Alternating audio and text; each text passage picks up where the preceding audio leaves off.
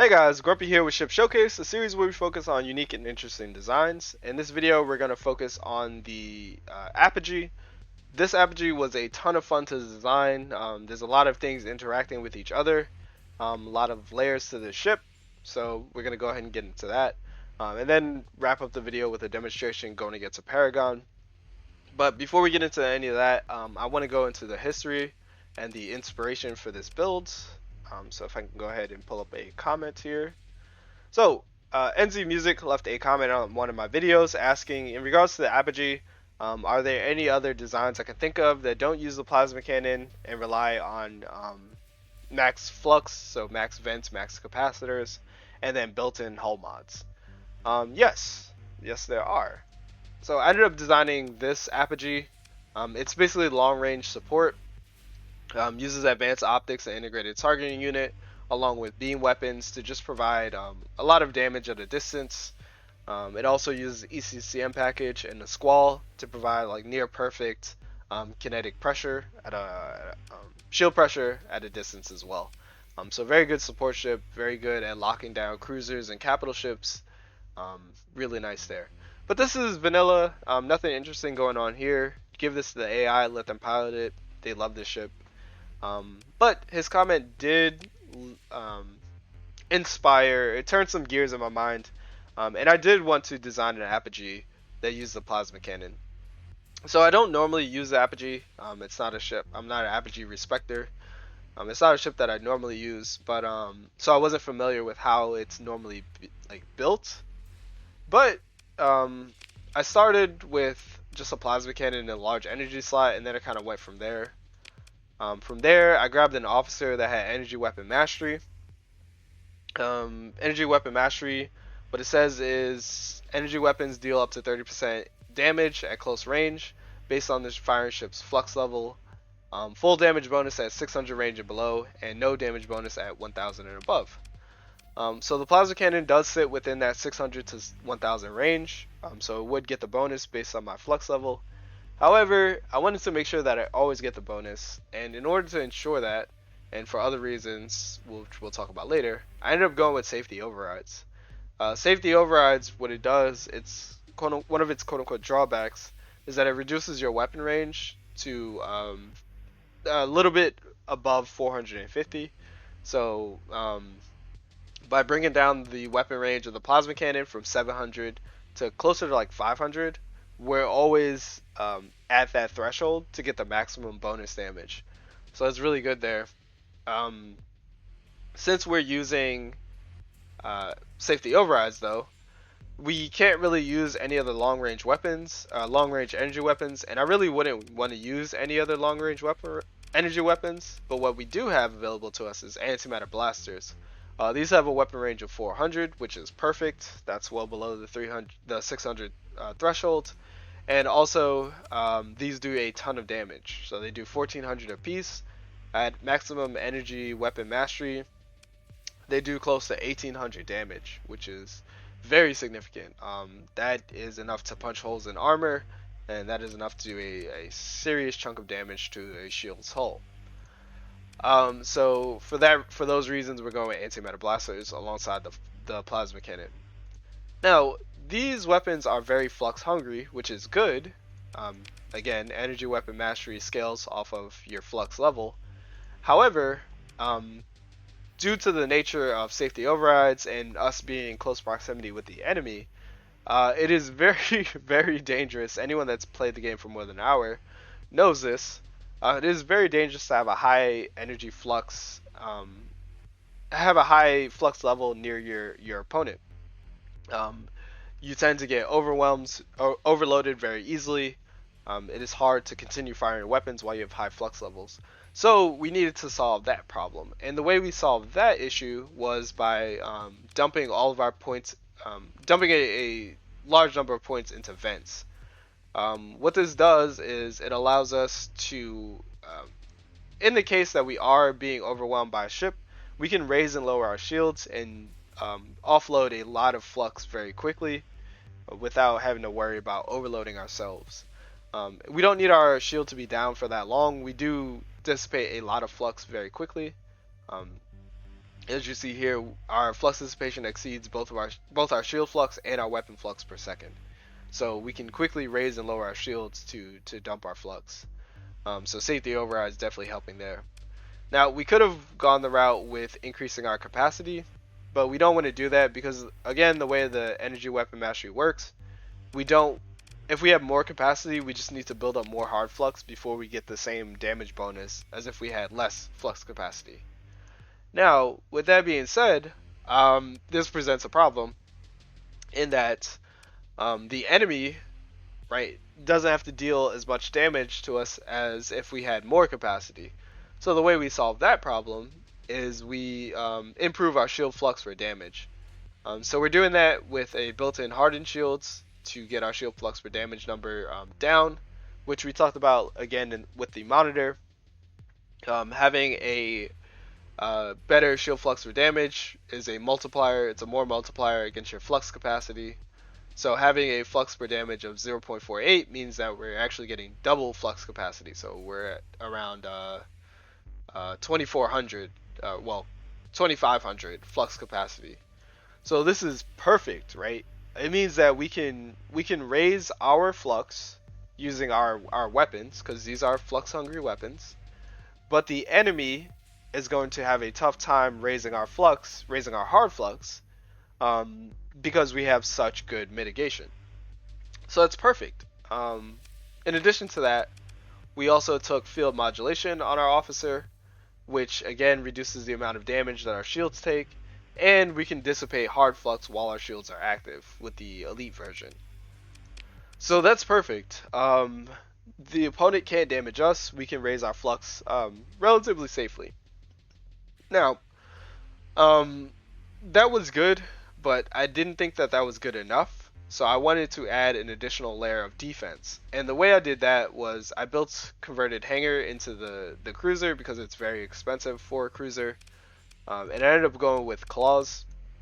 Claws don't do much damage on their own, but what they do is they provide EMP damage against the target. EMP damage, what it does is it knocks off enemy weapons, weapons, and engine drives.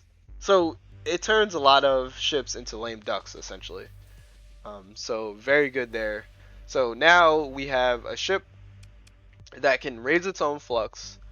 If it is fired upon, it doesn't take that much flux damage from enemy ships, and it also has claws, which will intermittently shut off enemy weapons, so we don't even have to worry about retaliatory fire. So all these pieces working together, very very good. We have squalls to provide kinetic damage, which we need. We're lacking kinetic damage with this ship.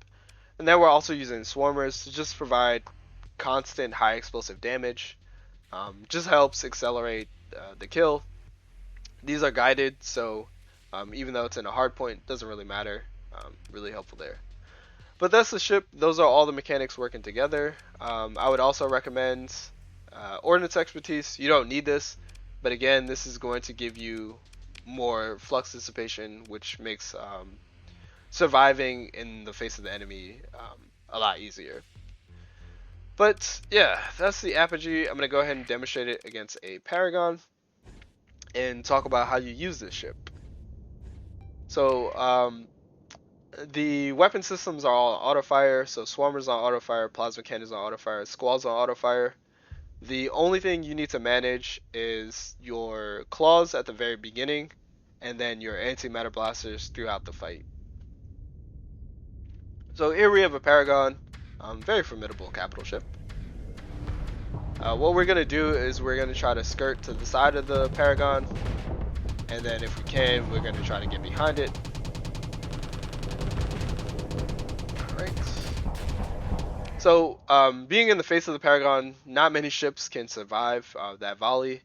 The way they're designed is they have heavy needlers and auto pulse cannons, and both of these start at maximum charges at the start of the fight, so this will always be the most dangerous part of the fight. In addition to that, you are exposed to 2 tachyon lances, so the run up is very tricky. Basically, what I do is I try to take the brunt, so the auto pulse and the heavy needlers to the face, to preserve my flux, and then use my shield to mitigate the damage from the tachyon lances. If you're already moving with a little bit of momentum, you might even just dodge the lances outright, which is really good. Once the tachyon lances fire, you have about 6 seconds, where you can go ahead and lower your shields, and then continue to the side of the ship. You'll get a feel for how long you have in between tachyon lance shots. But what you want to do is you want to just keep moving around the side of it. While the tachyon lance is on cooldown, you can go ahead and lower your shield. Then you can raise it, and then lower it. And then at this point, you want to just keep your shield up the entire time. Now, once you're in position, you can go ahead and hit the Z key to tell your claws to engage. They'll start firing around the Paragon, disabling certain weapon systems. Namely, you just want to make sure that the tachyon lance is disabled. That's the only thing that can actually damage you. Your shields otherwise will protect you from the brunt of the enemy fire. And now what you want to do is essentially you're just waiting for a window to use your antimatter blasters. Don't fire them at the enemy shield. Just wait for them to vent or lower their shields for a significant portion of time. Alright, so now it's venting. You want to aim, like we talked about, for these gray spots. These gray spots means that you're hitting the hull exactly, which is going to maximize the amount of damage that you do to the ship.